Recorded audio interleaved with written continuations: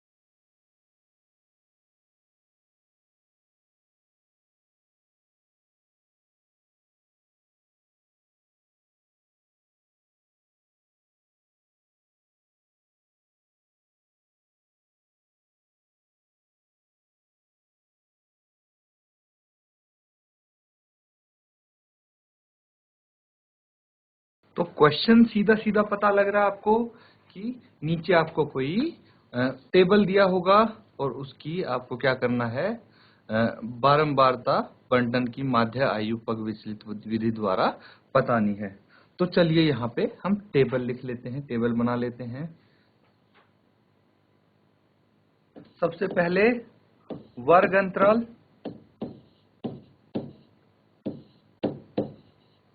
और फिर बारंबारता।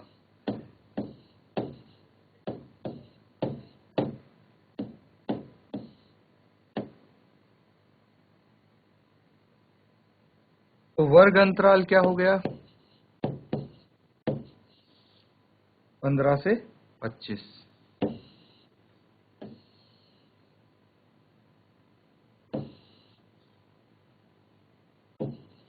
25 से 35, 35 से 45, 45 से 55,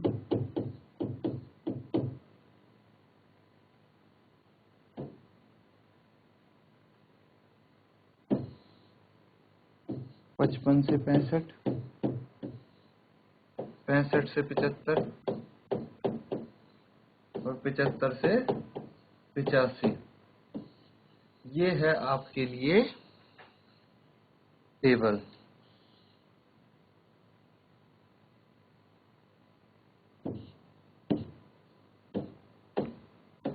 अब इसकी फ्रीक्वेंसी, बारंबारता मतलब फ्रीक्वेंसी, वर्ग अंतराल मतलब क्लास इंटरवल। तो फ्रीक्वेंसी क्या दी हुई है? 6, 10, 6, 4, 4, 3 और 7। ये इसकी फ्रीक्वेंसी गिवन है। तो आपको मेथड दिया हुआ है कि पग विचलित विधि यानी स्टेप डेविएशन मेथड यूज करना है। ये पता लग गया आपको? क्या पता लगा? स्टेप डेविएशन मेथड यहाँ पे यूज करेंगे। तो स्टेप डेविएशन मेथड आपने सीखा हुआ है।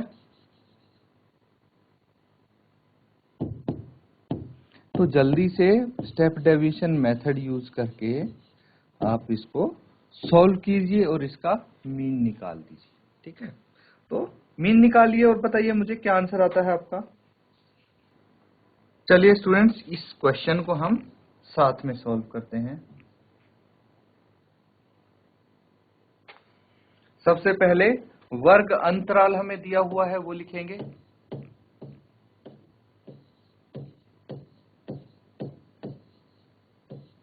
वर्ग अंतराल, तो ये क्या गिवन है, 15 से 25, 25 से 35, 35 से 45, 45 से 55, 55 से 65, 65 से 75 और 75 से 85। ये वर्ग अंतराल आपको गिवन है। और क्या गिवन है, फ्रीक्वेंसी आपको दी हुई है। क्या क्या दी हुई है, 6, 10, 6, 4, 4, 3 और 7, ये आपको फ्रीक्वेंसी दी हुई है। तो फ्रीक्वेंसी हो गई और आपके पास वर्ग अंतराल क्लास इंटरवल हो गए। इसके बाद आपको क्या निकालना है, आपको ये देखना है कि भाई मेथड कौन सा यूज होगा यहाँ पे। तो मेथड होने वाला है यहाँ पे कौन सा use, method step deviation method हम यूज करने वाले हैं।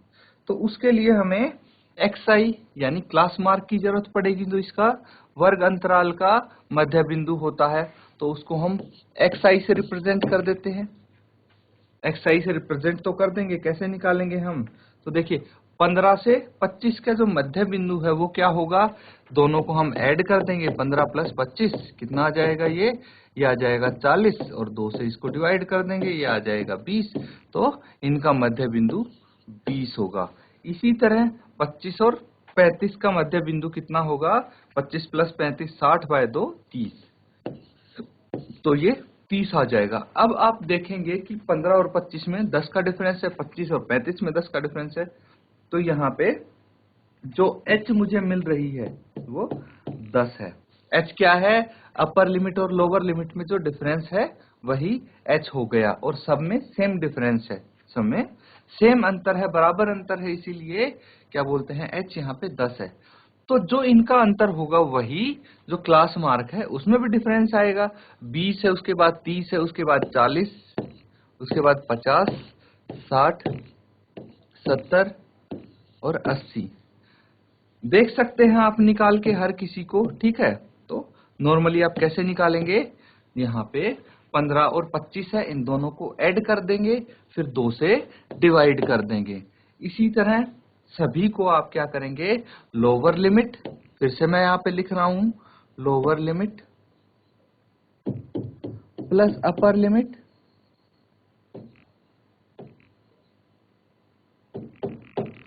बाय 2। इस मेथड से, इस फॉर्मूले से हमने क्लास मार्क निकाल दिया, सभी का मध्य बिंदु यहाँ पे निकाल दिया है। अब क्या करना है हमें, देखिए xi हमारे पास आ गया, इसको टोटल कर लेते हैं हम, किसको, fi को। तो fi कितना आएगा, fi का जो सिग्मा fi है वो कितना आ जाएगा, तो उसके लिए हमें इनको ऐड करना पड़ेगा सबको। तो ऐड करके देखते हैं कितना आता है, 6 plus 10 16, 16 plus 6 22, 22 plus 4 26, 26 plus 4 30, 30 plus 3 33 plus 7 40, तो ये 40 आ गया। इनको आप डायरेक्टली ऐड कर सकते हैं, ये आ गया 40। अब देखिए मध्य बिंदु हमने निकाल लिया, इसके बाद हमें क्या निकालना था, इसके बाद हमें DI निकालना था। DI क्या हो जाता है, DI हो जाता है XI माइनस A, ठीक है। यहाँ पे A हम 50 को मान लेते हैं, ठीक है, जो बीच की टर्म है उसको हमने A मान लिया। तो DI निकालेंगे, उसके बाद हमें क्या निकालना पड़ेगा, UI, जो कि होता है DI/H। तो क्यों ना हम एक काम करें, क्यों ना हम एक काम करें कि यहाँ पे जो डी निकाल रहे हैं उसकी बजाय सीधा हम ui ही निकाल दें, है ना। उसकी बजाय सीधा ui ही निकाल दें। क्या हो जाएगा, xi minus a by h, ये हो जाएगा। ठीक है, तो इसकी मदद से हम क्या कर सकते हैं, ui निकाल सकते हैं। इसको मैं थोड़ा ऊपर लिख देता हूं, ui is equal to xi minus a by h, ये हो जाएगा। अब देखिए यहाँ पे xi कितना है, पहला स्टेप है, पहले वाला मैं सॉल्व करके दिखाता हूँ। xi है 20, a है 50 और h है 10। सॉल्व कीजिए, 20 माइनस 50 ये हो गया minus 30 minus 30 by 10, cancel out करेंगे तो माइनस 3 आ जाएगा। तो ये तो आ गया माइनस 3। इसी तरह नेक्स्ट आप करेंगे तो कैसे करेंगे, 30 माइनस 50 बाय 10 और ये आ जाएगा माइनस 20 बाय 10 और ये हो गया माइनस 2। तो इसी तरह सभी को आप यहाँ पे सॉल्व करके लिख देंगे और आप देखेंगे कि इसका एक पैटर्न बन रहा है। जैसे ये है तो 20, 30, 40, 50 है, तो यहाँ पे माइनस 3, माइनस 2, माइनस 1, 0, 1, 2 और 3, इस तरह से हम यहाँ पे हमें मिल जाएंगे ये नंबर्स। इसके बाद हमें क्या करना है, इसके बाद हमें FI/UI करना पड़ेगा, FI/UI। ठीक है, FI को और UI को मल्टीप्लाई कर देंगे। मल्टीप्लाई करके देखते हैं, 6 इंटू माइनस 30 माइनस 18 हो गया, 10 into minus 2 minus 20, 6 into minus 1 minus 6, 0, 4, 6, 21। अब क्या करेंगे, जो माइनस वाली टर्म्स हैं उनको एक साथ ऐड करके लिख देंगे और प्लस वाली टर्म्स हैं एक साथ ऐड करके लिख देंगे, क्योंकि हमें तो सिग्मा FI/UI निकालना है। तो माइनस 18 प्लस 6 कितना हो गया, माइनस 18 प्लस 6 हो गया 24, 24 प्लस 20 हो गया 44 और ये माइनस का होने वाला है। इसी तरह अगर आप प्लस वाली टर्म्स को ऐड करते हैं तो कितना हो जाना चाहिए, 6 प्लस 4 10 और 10 प्लस 21 31 हो जाएगा। कितना, 31 हो जाएगा, 31 होने वाला है। ठीक है,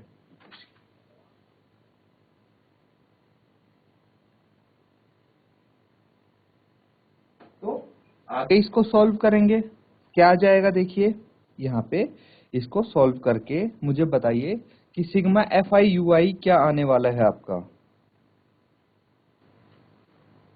तो बच्चों यहाँ पे आप क्या कर देंगे, माइनस 44 और प्लस 31 ये कर देंगे।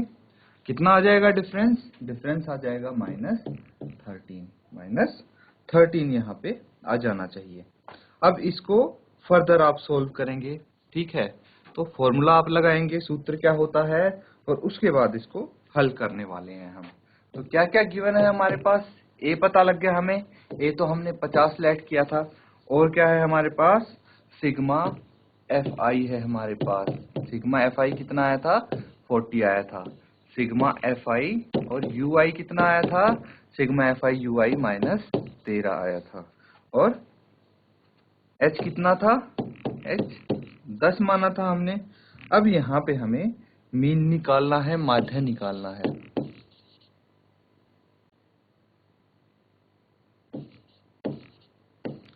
माध्य मीन आप निकालेंगे, सूत्र आपको पता है, क्या सूत्र है, H into sigma FI/UI by sigma FI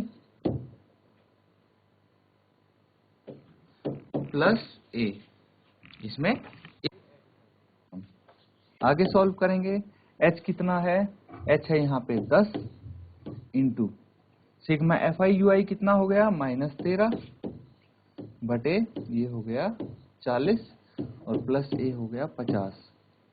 तो अब सिंपल रह गया क्वेश्चन, आपको सिर्फ कैलकुलेट करना है। जल्दी से इसको कैलकुलेट करके इसका आंसर यहाँ पे बता दें आप।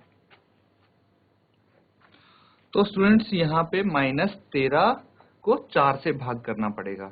तो कितना आ जाएगा, डायरेक्टली आप कर सकते हैं, 4 तिये 12, 4 तिये 12, तो 3 पे जाएगा ये, एक हासिल, 0 उतार लिया हमने, 4 दूनी 8 और 2 बच के 4 पंजे 20 प्लस 50। अब अगर बहुत सारे लोगों को डाउट होगा कि हमने इसको डिवाइड कैसे किया, तो यहाँ पे हम 13 लेते हैं, ठीक है, और 13 को हम 4 से डिवाइड कर देते हैं। तो देखिए 4 तिये 12 हो जाने वाला है, एक यहाँ पे बच गया, दशमलव यहाँ लगा दिया और 0 मैंने उतार ली, ठीक है, और यहाँ पे भी दशमलव लगा दिया, 4 दूनी 8, 2 बच गया, फिर से एक 0 लगा दी और ये यहाँ पे 0 उतार ली, और कितना आ जाएगा, 4 पंजे 20, तो ये 5 आ जाएगा, 3.25, लेकिन -13 है तो -3.25 आ जाएगा। और अब 50 में से इसको हम माइनस कर देंगे, कितना आ जाएगा, 50 में से 3.25 माइनस करने पे देख सकते हैं आप, यहाँ पे इसको माइनस भी करके देख सकते हैं, 50 0 0 और 3.25 इसमें से माइनस करना है हमें। ये तो आपको पता होगा फंडा कि भाई दशमलव के नीचे दशमलव आता है अगर माइनस करते हैं तो हम यहाँ पे कैरी ले लेंगे हम, और ये 10 में से 5 माइनस हो गया तो 5 बच गया, 9 में से 2 माइनस हो गया तो 7 बच गया, फिर 9 में से 3 माइनस हो गया तो 6 बच गया, और 9 के 9, 4 के 4 यहाँ पे, तो 46.75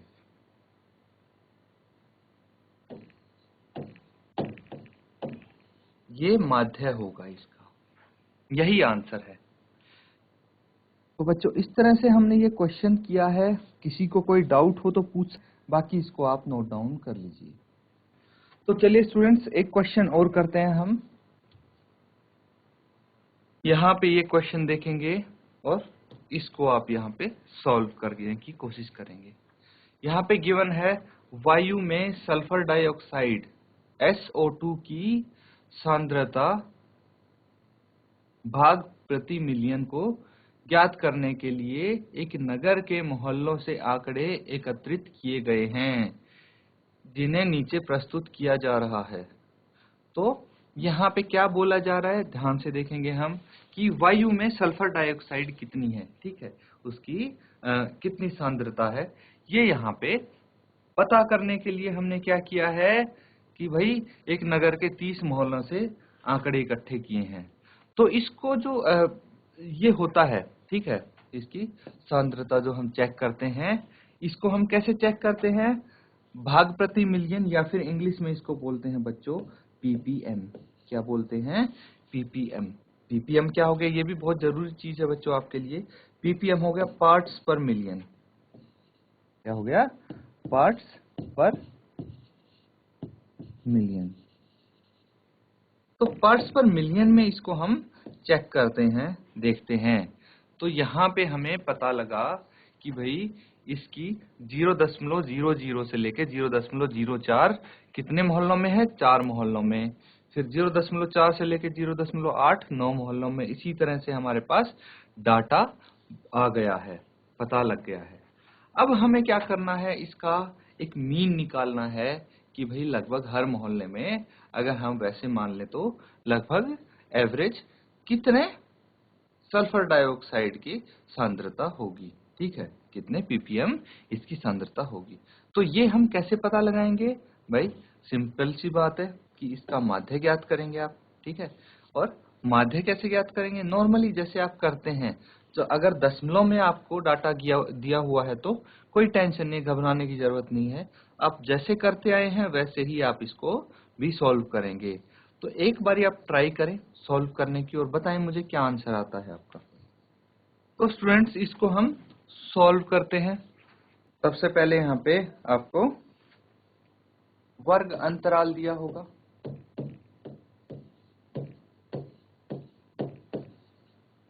ये वर्ग अंतराल ही तो हो गया जो SO2 की सांद्रता यहाँ पे गिवन है। कितनी है, वर्ग अंतराल हम लिख लेंगे 0.00 से 0.04, 0.04 से लेके 0.08।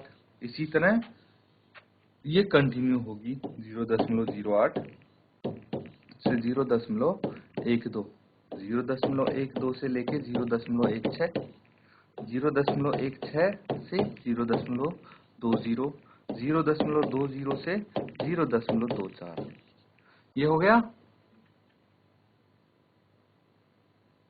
अब हमारे पास क्या है, बारंबारता गिवन है, फ्रीक्वेंसी गिवन है, एफआई दिया हुआ है। तो इसको भी लिख लेते हैं। कितना है, 4, 9, 9, 2, 4 और 2। देखिए ये एफ आई हमारे पास गिवन है, यहां से देख लीजिए कि ये एफ आई गिवन है, ठीक है, और ये वर्ग अंतराल गिवन है। यही लिखा है मैंने उठा के, ये वर्ग अंतराल गिवन है और ये एफ आई फ्रीक्वेंसी बारंबारता ये गिवन है। तो यही चीजें मैंने यहाँ पे लिखी हैं। अब हमें क्या करना है, इसको सॉल्व करना है। तो उसके लिए हमें क्लास मार्क निकालना पड़ेगा, इसका मध्य बिंदु निकालना पड़ेगा। तो बताइए पहले का मध्य बिंदु क्या होगा, 0.00 प्लस 0.04। तो 0.04 आ जाएगा। इसको 2 से भाग करेंगे तो 0.02 आना चाहिए। इसी तरह 0.04 प्लस 0.08 कितना हो जाएगा, 0.12, और उसको 2 से भाग करेंगे तो 0.06 आना चाहिए। इसी तरह सभी का हम निकाल लेंगे, कितना आ जाएगा, 0.10, 0.14, 0.18 और 0.22। अब इसके बाद हम क्या करेंगे, इसके बाद इसको डायरेक्टली हम सॉल्व कर देंगे और इसका हम एफ आई एक्स आई निकाल लेंगे। इन दोनों को मल्टीप्लाई कर देंगे तो 4 दूनी 8, तो 0.08, 9 6 54, तो 0.54 और 0.10 इंटू 9, ये आ जाएगा 0.90। फिर 2 इंटू 0.14, 0.28, 0.72 और 0.44, क्या आ जाता है। अब इसके बाद हमें क्या निकालना है, F I X I, sigma F I X I हम निकालेंगे। कितना आ जाएगा sigma F I X I, तो इन सबको आप ऐड करेंगे, ठीक है। ऐड करने के लिए सिंपल आप एडिशन का मेथड लगाएंगे और नॉर्मली ऐड कर देंगे। आपको पता है कि भाई दशमलव के नीचे दशमलव आना चाहिए, वो ऑलरेडी है। तो 8 + 4 + 8 + 2 + 4, फिर हासिल आई, इस तरह से नॉर्मली आप कर देंगे और ये आ जाएगा 2.96, ठीक है, 2.96। और सिग्मा एफ आई कितना आएगा, देखिए इसको कैलकुलेट करना है तो कैलकुलेट कर लीजिए, लेकिन कैलकुलेट करने की जरूरत है नहीं क्योंकि ऑलरेडी गिवन है कि 30 मोहल्लों से आंकड़े एकत्रित किए हैं। तो यहाँ पे ये ऑब्वियसली 30 होने वाला है, गिनेंगे तो इसको कैलकुलेट करेंगे तो 30 ही आएगा। अब हमें माध्य निकालना है, तो माध्य निकालने का आपको फॉर्मूला पता है, क्या होता है, sigma F I X I by sigma F आई, यही सूत्र होता है।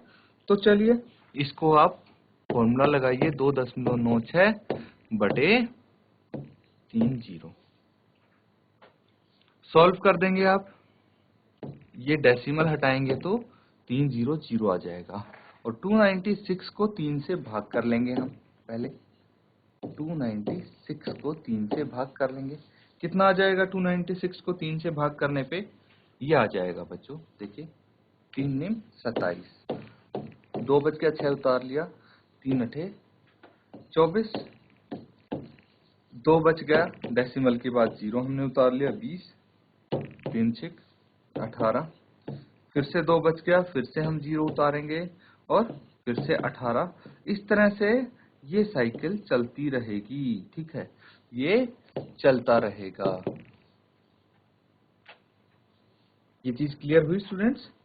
तो हम क्या कर सकते हैं, यहाँ पे हम लिख सकते हैं कि भाई 98.6 बाय